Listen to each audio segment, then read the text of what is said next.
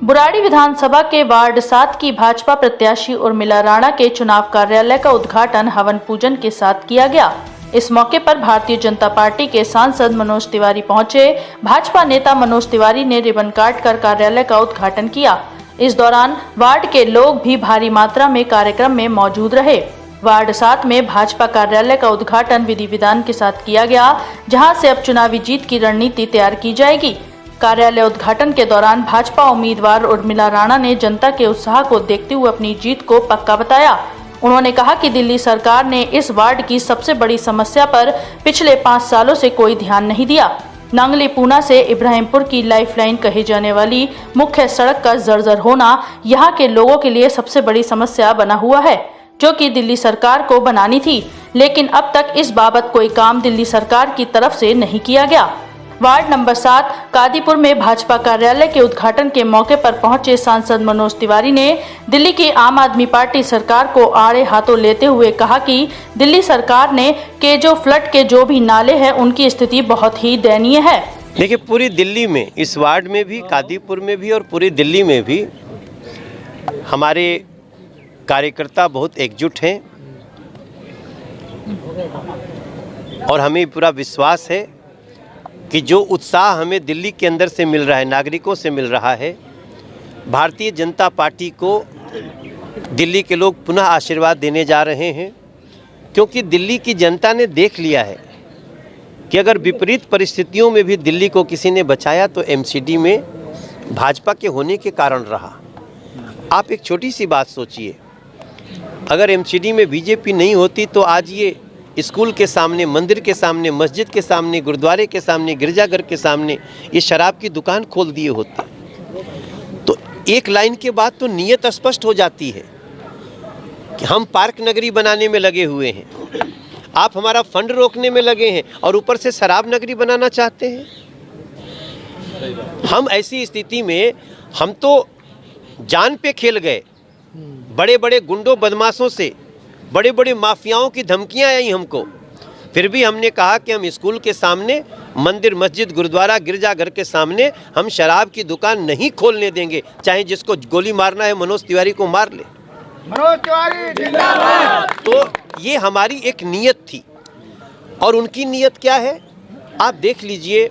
जो लोग अपने आप को कट्टर ईमानदार करके आते थे, आज वो सभी बड़े बड़े स्कैम में या तो जेल के अंदर है या तो जेल में जाने वाले हैं, और जेल में रहने के बावजूद भी जब उनके मंत्री बंद होते हैं तो आप देखिए जेल के अंदर जाने के बाद गवाहों को कैसे तोड़ना है, किसी को और इसको इसमें ये नहीं, ये झूठ बोलना है। तो आज अरविंद केजरीवाल का पूरा झूठ पर्दाफाश हो चुका है। जो स्टिंग आया है, उस स्टिंग के आने के बाद अब तो कुछ नहीं बचा। दिल्ली के लोग कंफ्यूज थे, लगता है सही में सत्येंद्र जैन का याददाश्त चला गया है, उसको शौक लग गया। अरे भैया, शौक नहीं लगा है, वो खाली झूठा बहाना करके है और आज उसका वीडियो आ गया। तो इसका मतलब सोच लीजिए कि अरविंद केजरीवाल कितना शातिर व्यक्ति है। ये सारा मास्टरमाइंड अरविंद केजरीवाल है और आज इसका खुलासा दिल्ली की जनता के सामने हो गया। मैं आप सभी जो न्यूज़ चैनल्स के लोग हैं, जो वेब न्यूज़ चैनल्स हैं, आज का समय वेब न्यूज़ चैनल्स का है। बड़े बड़े चैनल वो ठीक है, उनकी पूरे देश में देखी जाती होगी, लेकिन ग्राउंड पे आज कोई देख रहा है और अपना मन बना रहा है तो वेब न्यूज़ चैनल से बना रहा है। और आप लोग देख लीजिए स्थिति क्या है। अभी हम आ रहे थे, फ्लड का नाला था, मैंने उसकी वीडियो बनाई और मैं कई बार बना चुका हूँ। आपको जब मैं ये दिखाऊंगा कि आप सोचिए कि ये स्थिति है नालों की, फ्लड के नालों की। आप एमसीडी के नालों की बात करते हो, फिर भी हम लोग उसको बहा रहे हैं। कम से कम बहता तो मिलेगा, सिल्ट निकालते होंगे समय समय पर। लेकिन ये देखिए क्या है, ऐसा कूड़े का अंबार बना हुआ है और पानी निकलने को नहीं, और इसके किनारे किनारे हम अच्छे घर देख रहे हैं लोगों के। आप सोचिए ये क्या है। अरविंद केजरीवाल जी पूरी तरह से पर्दाफाश हो गया है उनके झूठ का। ये वो लूट और झूठ पे हैं और तीसरा काम करते हैं जहाँ जहाँ उनका पार्षद कोर्ट को कहना पड़ता है कि हिंदुओं को सबक सिखाने के लिए दंगा शुरू हुआ। ऐसी स्थिति क्यों आती है? तो ऐसे में मेरा मानना है कि जो हम देख रहे हैं दिल्ली में, सबका बड़ा अच्छा आशीर्वाद है। और अरविंद केजरीवाल एमसीडी से उनकी जो अब उल्टी गिनती शुरू होगी, यहाँ से लेके और 2025 तक दिल्ली अब इस अरविंद केजरीवाल के अभिशाप से मुक्त होना चाहता है। कितनी सीटें ले रहे हैं 250 में से इस बार? मुझे लगता है 150 प्लस हो जाएगा। मनोज तिवारी। देखिए, आज हमने अपने कार्यालय का उद्घाटन किया है, भगवान का आशीर्वाद लिया है और भगवान का आशीर्वाद भारतीय जनता पार्टी पर तो हमेशा से ही रहा है।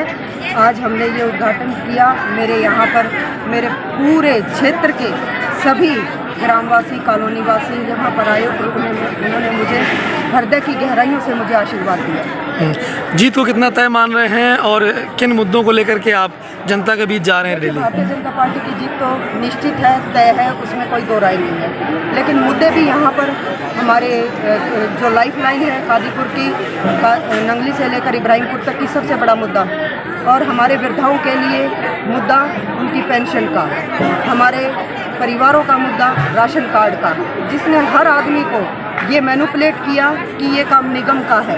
हर आदमी के मन में इसने ये भावना डाली कि पेंशन का काम, राशन का कार्ड निगम का है, बल्कि निगम के काम जो हैं उनको लेकर भी हम जनता को जागरूक करेंगे कि ये निगम के काम है, और जो दिल्ली सरकार के काम है उनको भी हम जनता के बीच में लेकर जाएंगे कि ये दिल्ली सरकार के काम है, जिसने जनता को इतना बेवकूफ़ बनाया, जनता को इतना बरगलाया कि ये काम निगम के हैं। उनको भी हम बताएंगे कि जो जिसके काम है जनता उसी हिसाब से वोट करे और सच को वोट करे, सच्चाई की जीत करे और भारतीय जनता पार्टी कमर के निशान पर बटन दबाए। सड़क की आपने बात की थी, लाइफलाइन की, उससे कितना लोग परेशान है और इसका कितना असर होगा? देखिए, उससे पूरी जनता परेशान है। कल अमृत विहार में हम पहुँचे, अमृत विहार के वासियों का पूरा समर्थन मुझे मिला। वहाँ पर मीटिंग हुई, उन्होंने मुझे एक ही चीज़ कहा कि मैडम, हम आपके घर की तरफ जाते हैं तो हमारी गाड़ी यूँ करती है, हमारी गाड़ी झोले खाती है। हमारे बच्चे ये कहते हैं कि पापा आप कहाँ से हमें लेकर आ गए, दूसरे रास्ते से चलते। तो इसीलिए यहाँ पर तो अब बारिश के मौसम में आकर देखेंगे तो उससे भी बुरा हाल है। इतने गड्ढे हैं, आपको ये नहीं पता चलेगा कि सड़क पर गड्ढे हैं, गड्ढों में सड़क है। सड़क का तो कहीं नाम निशान भी आपको नंगली पूना से लेकर इब्राहिमपुर तक आपको कहीं काला रोड नज़र नहीं आएगा, सिर्फ गड्ढे ही गड्ढे नज़र आएंगे। आप मीडिया से संबंधित है, मैं आपको लेकर चलती हूँ, एक बार आप सड़क का सर्वे कीजिए और जाकर देखिए कि सड़क की क्या हालत है। दिल्ली सरकार की